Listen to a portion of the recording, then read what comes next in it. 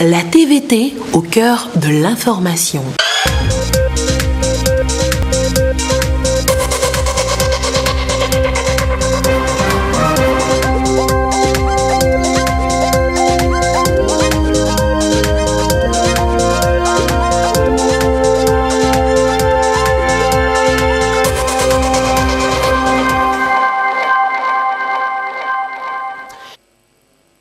Il est 20h, bonsoir à tous et merci de votre attention. Merci de votre attention. Dans l'actualité ce soir, la visite hier du président Faure Gnassingbé à Tchamba, échange notamment avec les producteurs de la filière soja, le compte rendu complet dans cette édition. La présidentielle et la force de sécurité élection présidentielle ont lancé un peu plus sur le nombre de policiers et gendarmes à déployer pour la sécurisation du scrutin. La campagne électorale d'abord, ça démarre dans maintenant 2 jours. Le coronavirus, la riposte s'organise ici aussi au Togo. Illustration, cette réunion de crise ce matin à la préfecture maritime et au Conseil pour la mer. 90% du commerce mondial, n'oubliez pas, s'effectue par voie maritime. Voilà, madame, monsieur le sommaire, bienvenue, voici le journal. Nous vous l'annoncions hier déjà dans notre édition de 20h. Retour donc ce soir en images sur la visite ce lundi du président Faure Gnassingbé à Tchamba. Sur place, le chef de l'État a notamment échangé avec les producteurs de soja. Un soutien d'ailleurs, vous allez le voir, fera apprécier dès son arrivée à Tchamba. Regardez.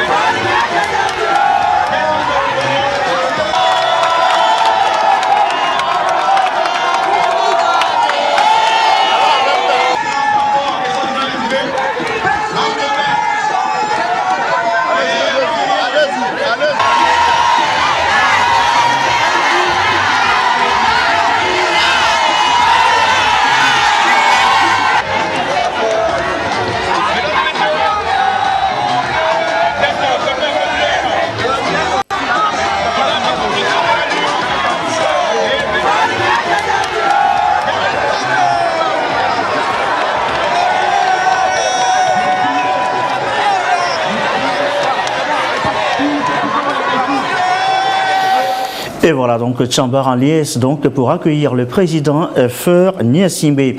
Et on en vient maintenant à la rencontre Faure Gnassingbé, producteurs de soda.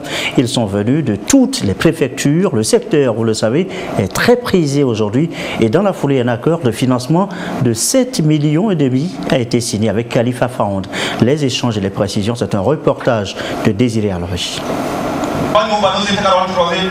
L'agriculture, un puissant moyen de croissance économique. Le chef de l'État Faure Gnassingbé en a fait l'un des grands piliers qui sous-tendent le PND au travers projets et programmes coordonnés par le PNIASA. Aujourd'hui évolué en PNIASA, Faure Gnassingbé souffle une dynamique pour soutenir davantage les producteurs. Le MIFA, mécanisme incitatif de financement agricole, envisage accompagner 1 million de producteurs d'ici à 3 ans, en facilitant et intensifiant entre autres l'octroi des prêts à faible taux d'intérêt, 7,5% sur institution personnelle du président de la République. Monsieur le président de la République, vous avez négocié personnellement ce financement de 15 millions de dollars, soit 7,5 milliards de francs CFA, auprès de Khalifa Fond afin de soutenir le MIFA dans ses efforts d'accompagnement du secteur agricole en fournissant un financement compétitif à environ 4 000 micro, petites et moyennes entreprises. L'objectif de ce projet, qui est le projet de développement des micro, petites et moyennes entreprises, outre l'appui au plan national de développement, est non seulement de soutenir le MIFA afin de mieux structurer et soutenir la promotion de la chaîne de valeur pour leur permettre de créer des emplois et améliorer les revenus. Il s'agit également pour ce projet d'améliorer le niveau de vie des acteurs agricoles, en particulier des femmes et des jeunes. Sur le terrain déjà, des bénéficiaires qui voient en Khalifa Fond un intérêt particulier avec MIFA, une volonté manifeste du chef de l'État pour faire d'eux des entrepreneurs qui accompagnent l'émergence du Togo. L'année passée, nous avons travaillé sans l'aide de MIFA. Le rendement a été maigre. Dans nos coopératives, nous avons fait 200 hectares sans l'aide de MIFA. Mais avec MIFA, face à la coopérative, nous avons fait 387 hectares et plus de 500 hectares à Bago. Les coopératives de producteurs de soja bio, par ma voix, témoignent sa reconnaissance à votre égard. Excellence, MIFA est venu au point nommé. C'est à cause de nous, nous les jeunes entrepreneurs. Et nous n'allons pas vous renier.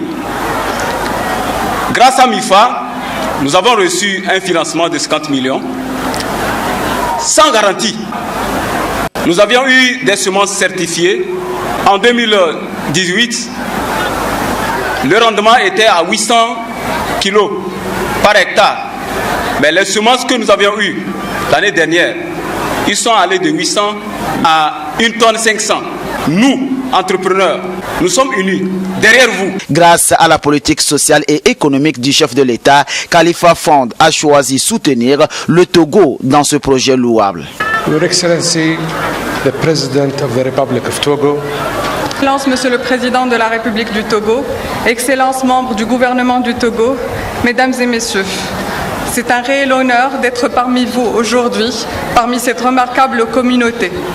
Nous développons au sein du Fonds Khalifa les petites et moyennes entreprises. Nous nous focaliserons sur le développement de la jeunesse, sur la mise en pouvoir des femmes et sur le capacity building. Les petites et moyennes entreprises sont le cœur de l'économie. Et l'agriculture est l'engin qui permet de créer une chaîne de valeur à partir de l'industrie vers la logistique.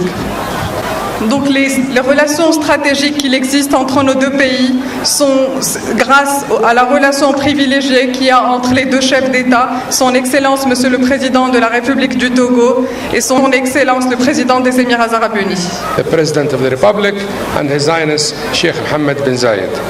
Sur place, des signatures d'accords financiers pour maintenir et élever davantage la courbe de croissance au travers de l'agriculture. Le ministre de l'Agriculture, de la Production animale et halieutique a remercié le chef de l'État pour sa vision. Il a appelé les jeunes et les femmes, premiers bénéficiaires, à s'accrocher aux chaînes de valeur et développer des unités de transformation qui viennent valoriser les produits locaux et créer la richesse. Mesdames et messieurs, permettez-moi au nom du chef de l'État d'inviter nos jeunes frères et sœurs qui hésitent encore à embrasser le métier de l'agriculture, à massivement se converger vers ce secteur. Aller vers l'agriculture, la vision du président, ce n'est pas de vous ramener à la roue ou à la daba, c'est de saisir les opportunités d'affaires le long des chaînes de valeur. C'est de permettre aux jeunes qui veulent installer des entreprises de mécanisation agricole d'avoir des tracteurs et de pouvoir développer des entreprises de prestation de services. C'est de permettre aux coopératives de pouvoir emblaver de vastes surfaces et de pouvoir générer des produits. C'est de permettre aux jeunes de pouvoir installer des unités de transformation pour valoriser les produits au niveau local, générer des revenus mais aussi des emplois. C'est de permettre aux jeunes et aux femmes de pouvoir développer des entreprises de commercialisation, de conditionnement de ces produits.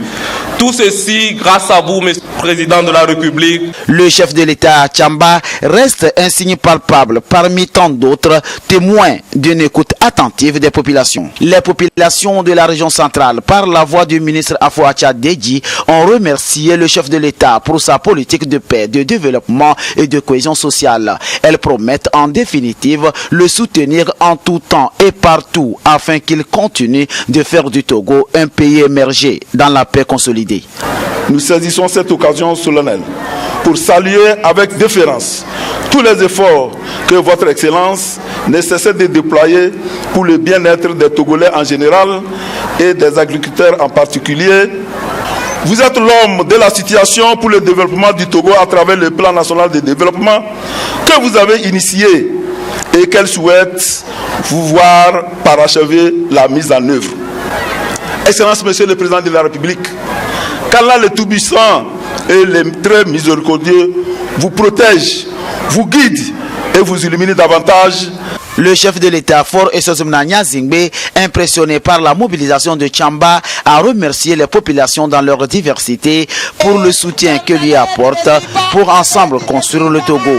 Il a rendu hommage à l'illustre hôte Yassine Alès, président de Khalifa Fond, qui en quelques mois est devenu un grand ami du Togo, un pays décidé à booster son économie. Il a appelé les jeunes et les femmes à avoir confiance en MIFA et entreprendre davantage afin d'assurer l'émergence du pays. Une émergence possible si et seulement si tous les Togolais s'engagent main dans les mains à œuvrer pour la paix et la stabilité.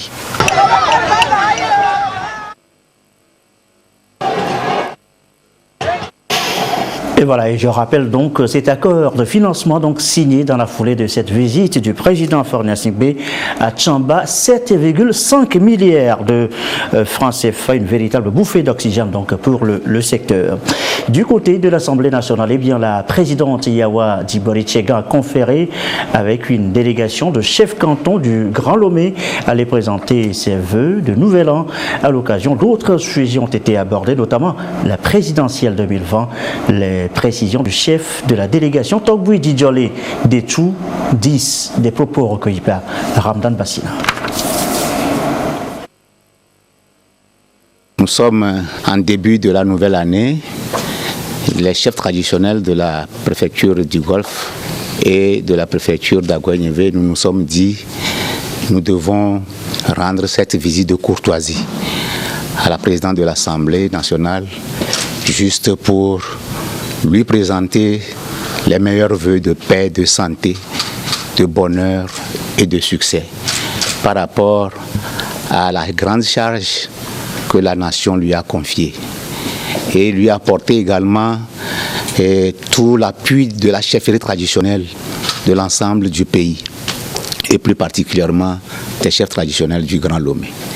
Et nous avons également profité de cette occasion pour échanger avec la présidente de l'Assemblée nationale par rapport aux préoccupations, je dirais, des informations sociopolitiques et de l'actualité que nous connaissons, tout en sachant très bien que à partir du 6 prochain, les populations du Togo seront appelées à aller voter librement le candidat de leur choix.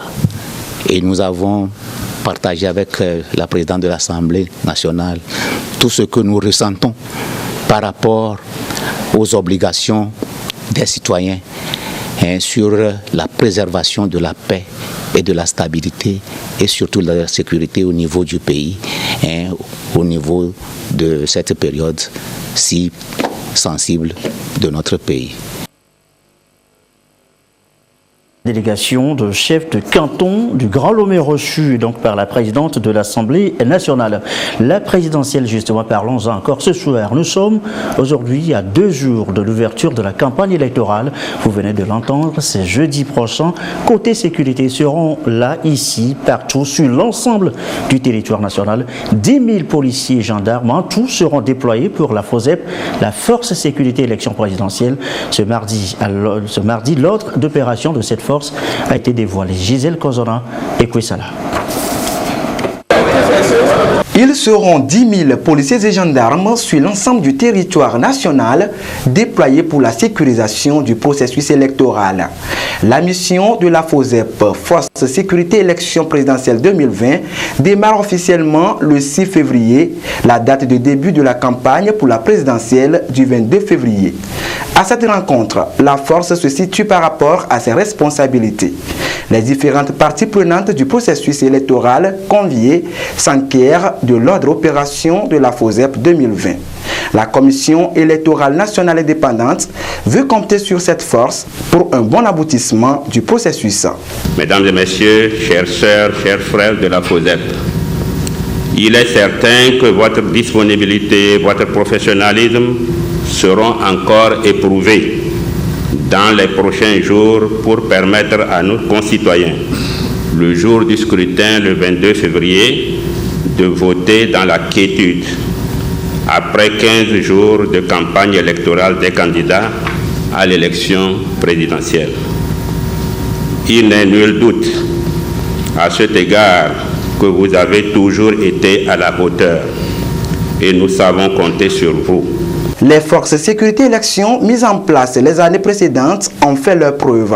Elles ont permis au Togo d'organiser des élections apaisées et sans violence. Le ministre en charge de la sécurité compte sur la FOSEP 2020 pour enregistrer une fois encore les mêmes résultats. Même s'il est vrai que la mission de sécurisation du processus de l'élection présidentielle de février 2020 qui nous est assignée n'est pas nouvelle. Comme le témoignent nos expériences des élections de 2007 à 2019, nous devons garder à l'esprit que chaque élection comporte des enjeux nouveaux et constitue un défi majeur.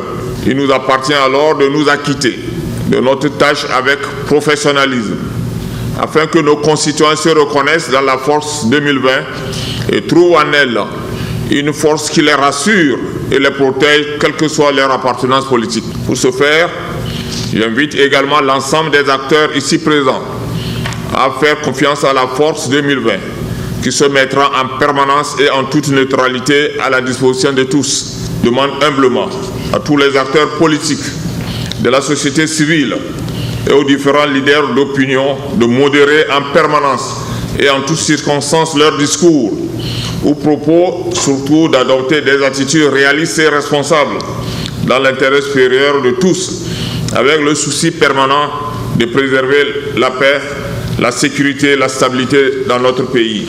La FOSEP, dans sa mission, ne doit faire usage de la force, sauf en cas de légitime défense.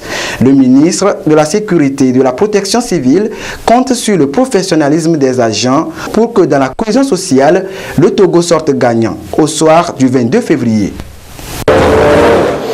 Eux aussi seront là partout pour relayer la campagne électorale, relever les petites phrases, faire des commentaires et analyses. Eux, ce sont les journalistes attendus aussi sur le terrain. Mais question ce soir, comment assurer la sécurité des journalistes sur les lieux des meetings? Ça dégénère parfois, vous le savez, et la HAC veut éviter justement que cela n'arrive. Et c'est l'objet de la rencontre ici. Lucassi. Sous l'arbitrage de la Haute Autorité de l'Audiovisuel et de la Communication HAC, forces de l'ordre, partis politiques et professionnels de médias dialoguent. Ils échangent sur la sécurité des journalistes sur les lieux des manifestations politiques. À 48 heures de l'ouverture de la campagne du premier tour de l'élection présidentielle du 22 février prochain, la HAC veut partager avec tous les acteurs les mesures idoines et comportements à adopter pour permettre aux journalistes d'exercer en toute quiétude. Pour parvenir à collecter ces informations en période électorale, les journalistes sont parfois confrontés à des conditions difficiles, marquées par toutes sortes d'entraves, voire l'insécurité. En organisant ces échanges, en cette veille du démarrage de la campagne électorale, la HAC voudrait créer un climat favorable pour les relations saines entre journalistes et forces de l'ordre et surtout celles avec les militants des partis politiques qui exercent parfois des violences sur les professionnels des médias dans le but de protéger l'image ou la notoriété de leurs leaders.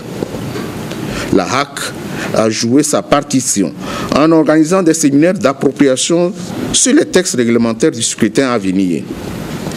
J'en appelle au respect des règles professionnelles du métier, à savoir la vérification, la véracité, l'objectivité, l'impartialité et l'équilibre des informations dans le processus de collecte, de traitement de l'information ou de publication de celle-ci. La réussite de ce scrutin présidentiel dépendra aussi en partie du travail des professionnels de médias. Ils iront à la quête de l'information pour le public. Et cette formation leur permettra de mieux exercer en toute sécurité. L'Organisation internationale de la francophonie, OIF, qui a déjà apporté sa contribution à la certification du fichier électoral, accompagne la HAC pour la réussite de cette formation.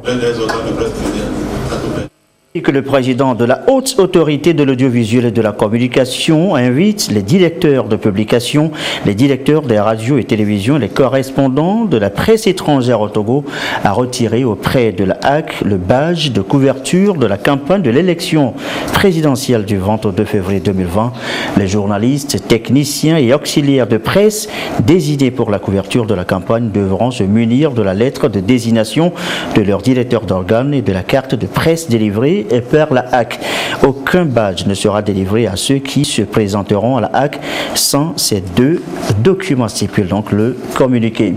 Halte donc à la violence. Un message en écho avec le débat ce matin à IRES-RDEC, culture, paix et tolérance en période électorale. Le thème a retenu justement l'attention des futurs cadres en développement culturel. En clair, c'est une campagne de sensibilisation sur ces valeurs. Dodo Arrêt. Futurs cadres en développement culturel, ils sont appelés à être des relais des valeurs de paix et de non-violence dans leur communauté. À la veille des échéances électorales dans plusieurs pays d'Afrique, à l'instar du Togo, l'Institut régional d'enseignement supérieur et de recherche en développement culturel IRES-RDEC revient sur l'une de ses spécialités de formation qui est la culture de la paix et développement. L'Institut rappelle à ses apprenants les principes et valeurs qui doivent être les leurs en période électorale. De réflexion est donc de sensibiliser les désapprenants qui sont partie prenante de la vie politique sur les valeurs de paix, de tolérance, comme soubassement du développement durable dans un pays. Pour cela, il faudrait entretenir ces apprenants sur l'engagement citoyen en période électorale. Les apprenants devront s'approprier les fondamentaux des valeurs de paix, de tolérance et en faire non seulement une large diffusion, mais partager ces valeurs-là. Des échanges et débats constructifs, des points de vue croisés, tout porte à croire que les participants sont prêts à aller transmettre les enseignements reçus. Les valeurs que nous venons d'apprendre ce matin sont des valeurs cardinales sur lesquelles nous pouvons nous appuyer et, à travers la culture, faire avancer tous les secteurs d'activité, faire avancer nos pays, nos États, faire avancer notre pays en particulier. Nous sommes appelés aussi à transmettre tout ce que nous avons appris ici à nos familles, à nos parents et à tout ce que nous avons dans notre environnement immédiats comme lointains. Nous devons être des véhiculateurs des messages de la paix et surtout avoir des comportements responsables. Quand je parle de comportement responsable, c'est le refus catégorique à tout ce qui est acte de violence, surtout en cette période électorale.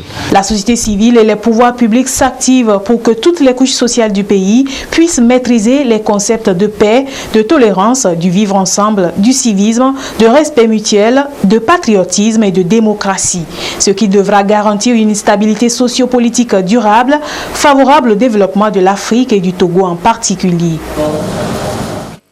Et des valeurs notamment de civisme et de citoyenneté célébrées ici aussi à l'université de Kara. L'institution leur a même dédié une journée le 31 janvier dernier.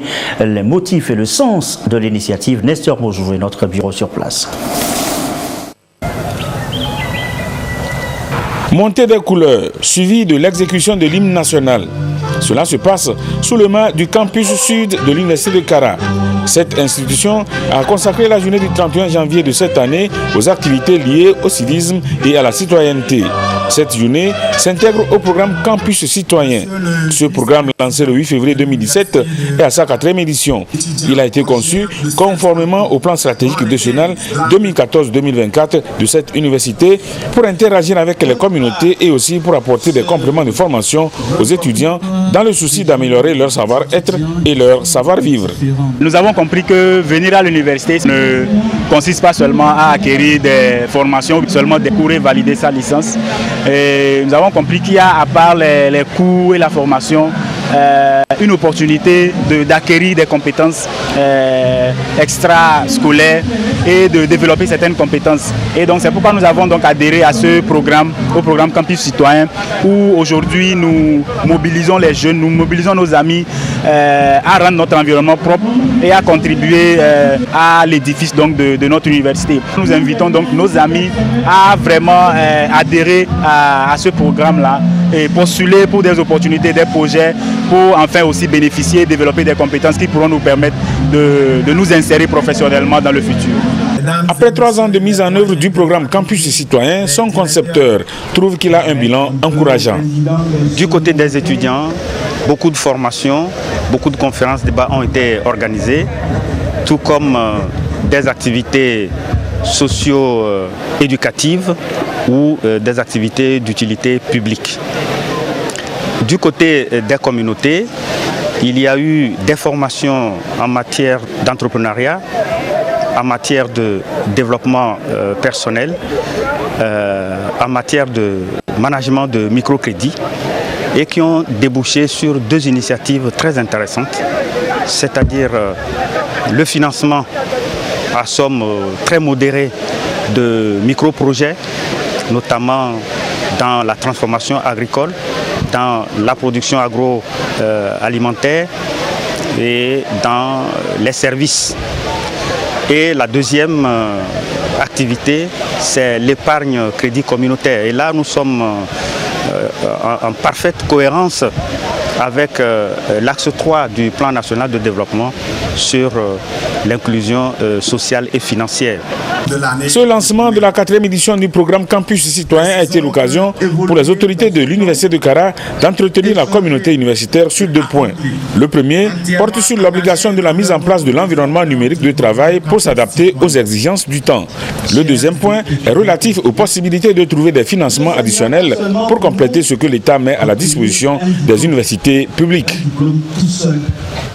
Autre sujet évoqué ce soir, et c'est notre 3e titre, le coronavirus. Le Togo organise sa riposte, la préfecture maritime et le Haut Conseil pour la mer tire la sonnette d'alarme.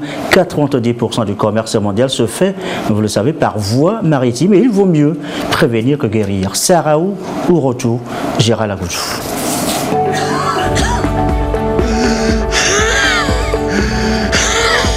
Le coronavirus. L'épidémie est dans tous les esprits. Détectée en Chine le mois dernier, elle a fait 425 morts et plus de 20 000 personnes infectées dans le monde, selon les chiffres officiels du 3 février 2020. L'Organisation mondiale de la santé tire la sonnette d'alarme et déclare un problème de santé universel. Au Togo, l'heure est au renforcement du système de contrôle, de prévention et de riposte. Le Haut Conseil pour la mer et la préfecture maritime, structure de coordination de l'action de l'État en mer, mutualisent leurs efforts. Nous avons une centaine de bateaux qui mouillent dans les eaux togolaises. Et sur chaque bateau, il y a du monde qu'on appelle l'équipage. Cet équipage est très important. Il faut compter en moyenne 5000 hommes. En moyenne 5000 hommes qui ont des contacts avec le personnel resté à terre, c'est-à-dire dans les ports. Il faut prendre des mesures concrètes pour que ce contact vraiment soit sain et sûr. C'est de ça qu'il s'agit. Lorsqu'un bateau arrive dans nos eaux, bien on demande quels sont les 10 derniers ports qu'il a fréquentés pour savoir si un port a été infecté par ce virus, et bien l'équipage tout de suite sera mis en quarantaine. Bon, si cela échappe et que quelqu'un vient pour débarquer, eh bien des mesures sont prises pour que la personne ne puisse traverser notre territoire. Vraiment, je peux rassurer tout le monde que cette épidémie de coronavirus sera vraiment contenue et que personne ne pourrait contacter ce virus si nous appliquons ces mesures. Le coronavirus provient des fruits de mer et infecte par voie respiratoire ou par contact.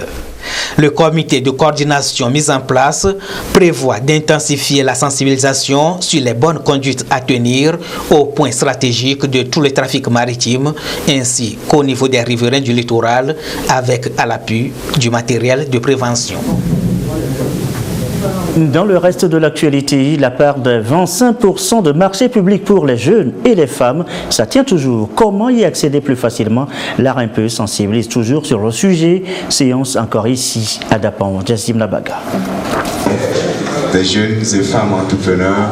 Cette campagne de sensibilisation sur les 25% des marchés publics octroyés par le chef de l'État, Faure Essozomna Nyazingbe, à l'intention des jeunes et femmes entrepreneurs de la région des Savanes fait suite à un constat. Il y a encore des jeunes et des femmes qui sont là, qui ne connaissent pas d'ample précision par rapport à cette mesure présidentielle-là. C'est dans ce cadre-là, c'est pour vraiment vulgariser ce que le chef de l'État a pris comme mesure à l'endroit des jeunes et femmes entrepreneurs qu'on a initié cette campagne de sensibilisation pour vraiment que les jeunes et les femmes puissent tirer leur épingle du jeu.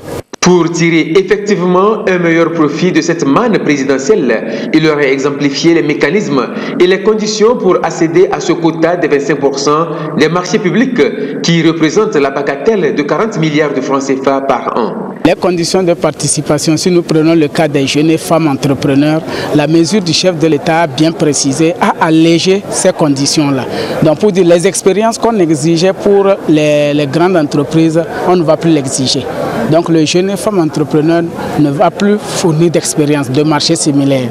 On ne va plus exiger aux jeunes et femmes entrepreneurs la réalisation de chiffres d'affaires. En matière de travaux, il suffit que le jeune et femme entrepreneur ait un matériel en location plus un personnel, donc il pourra participer au marché public. Au niveau des prestations intellectuelles, s'il a, disons, son diplôme dans le domaine, plus le personnel qui va faire les prestations, c'est déjà suffisant. En matière de, disons, garantie, les diverses garanties et capacités financières, le chef de l'État a mis en œuvre un mécanisme où le FAEJ et l'ANPGF sont prêts à les accompagner dans l'obtention de ces différentes garanties. L'autre astuce phare partagée ici, l'inscription en ligne sur la plateforme de la Direction nationale du contrôle des marchés publics. C'est cette liste que les autorités contractantes des marchés publics consultent chaque fois qu'elles veulent mettre des jeunes et des femmes entrepreneurs en concurrence pour bénéficier des 25% qui leur reviennent de droit.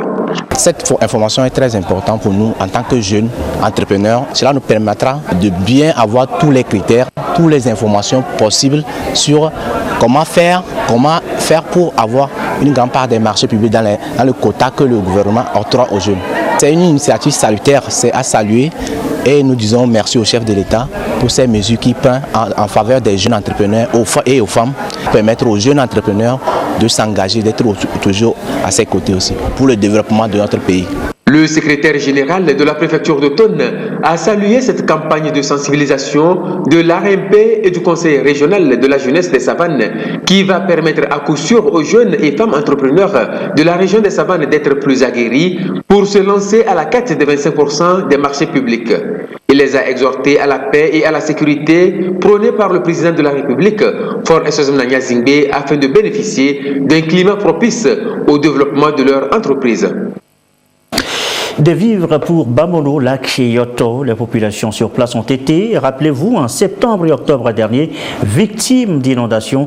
Les Nations Unies volent donc à leur secours avec ce don, vous allez le voir, réceptionné hier à Thiviers par le ministre Yark en charge de la protection civile. Le récit de Marie-Ange Bida. La rapidité de réaction du gouvernement togolais face à des situations d'urgence convainc le système des Nations Unies. Les 4 agences des Nations Unies apportent leur appui au Togo dans l'assistance complémentaire des sinistrés des inondations de septembre et octobre 2019 dans les préfectures du Bamono, de Yoto et des Lacs. Ces efforts qui ont été faits visent essentiellement à soulager les populations qui ont été affectées. Mais ce qui est le plus important, c'est surtout leur permettre de retrouver leur champ, de retrouver leur bétail, que les enfants retournent à l'école et aussi qu'on prenne les dispositions pour que l'année prochaine, ces mêmes événements ne se reproduisent plus. Ce don, composé de divers kits de vivres et non-vivres, allant des ustensiles de cuisine aux produits de consommation, est estimé à plus de 184 millions de francs CFA. Un geste qui montre à suffisance la solidité du partenariat Système des Nations Unies Togo. Je voudrais, au nom du gouvernement, au nom de nos compatriotes sinistrés, dire un sincère merci au système des Nations Unies. L'Agence nationale de la protection civile va essayer de mettre en place un calendrier. Ce don ira aux ayants droit. La coopération, elle continue. Ce n'est pas seulement dans la région maritime. Nous avons eu aussi des cas d'affrontement intercommunautaire au Ghana qui a poussé les Ghanéens à venir dans nos villes au nord du pays. Là encore, nous avons senti la réaction du système des Nations Unies par le déplacement et par un apport en vivres et non-vivres. Les populations en détresse et dans la désolation verront dans les prochains jours le poids de leurs préoccupations allégé. Il importe cependant que la population togolaise en général prenne en compte à temps les directives et conseils donnés par le gouvernement pour éviter de telles crises. Nous vous l'annoncions aussi hier, de l'eau potable pour Kassikide et Douamon. Eh bien voici pour ce soir les images de Acéré dans la Bina. De l'eau potable coule là aussi désormais du robinet. Les populations n'en demandaient pas mieux. Le récit, Nestor Mozouf et notre bureau sur place. Cette joie de la population d'Acéré dans la préfecture de la Bina, dans la région de la Kara, se comprend. Elle dispose d'un nouveau forage, ce qui signifie que les difficultés pour avoir de l'eau potable sont amoindries. C'est un don du gouvernement à la suite d'une requête du ministère en charge de l'action sociale et de la promotion de la femme pour apporter une réponse à l'une des recommandations des différents forats de la femme organisés au Togo concernant la mise en place de stratégies d'allègement des tâches des femmes.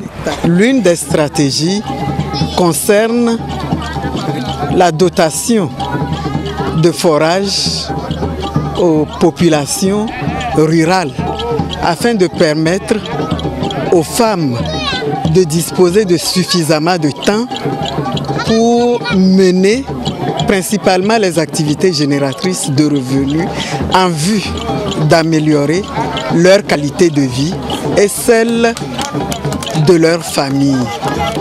Et c'est dans ce cadre que nous sommes là pour remettre officiellement un forage réalisé à la population du village d'Acéré. Les bénéficiaires ont exprimé leur reconnaissance au chef de l'État pour cette œuvre qui vient les soulager. Nous éprouvions des difficultés pour avoir de l'eau potable. Maintenant, ces difficultés vont diminuer, de même que les maladies. Les maux de ventre et d'yeux, la diarrhée sont des maladies fréquentes dans notre milieu. Nous avons espoir que la situation va s'améliorer. Nous demandons à la ministre de transmettre nos remerciements au président Faure. 6 autres localités sont touchées par la construction du forage du ministère de l'Action sociale et de la promotion de la femme. Il s'agit de Tampilgou et Saint-Cassé dans la région des Savanes, Sodiakopé et Blaouanou dans les plateaux, Kaskade dans la centrale et de Assoapégan dans la région maritime. 42 millions de francs CFA ont été déboursés pour réaliser ce projet. Ce communiqué, avant de refermer cette édition du soir, communiqué du ministre de la fonction publique, du travail, de la réforme administrative et de la protection sociale qui porte à la connaissance du public qu'il est ouvert à l'intention des Togolais des deux sexes un concours de recrutement de fonctionnaires pour le compte du ministère de la Santé et de l'Hygiène publique. Les dossiers de candidature sont déposés à Lomé, au cabinet du ministre, et à Kara, la direction régionale du travail et des lois sociales de Kara à partir du lundi 24 février 2020. La date limite de dépôt des dossiers de candidature est fixée au 24 mars 2020 à 17h. La date de l'écrit est prévue pour le 30 avril 2020. Les autres modalités du concours peuvent être consultées dans le quotidien national Togo Presse et au lieu de dépôt des dossiers ci-dessus indiqués. Et voilà qui referme ce journal. Merci à vous qui nous suivez ce soir, ou notamment à Tchamba, en région centrale. Et comme d'habitude, toujours fidèlement, très belle fin de soirée à vous.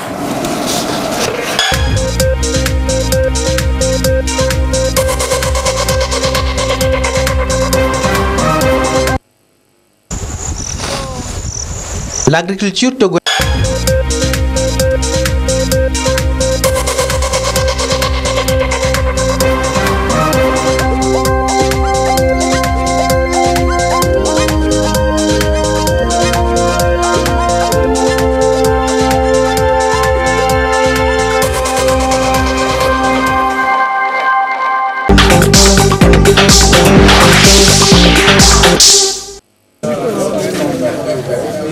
Des jeunes artisans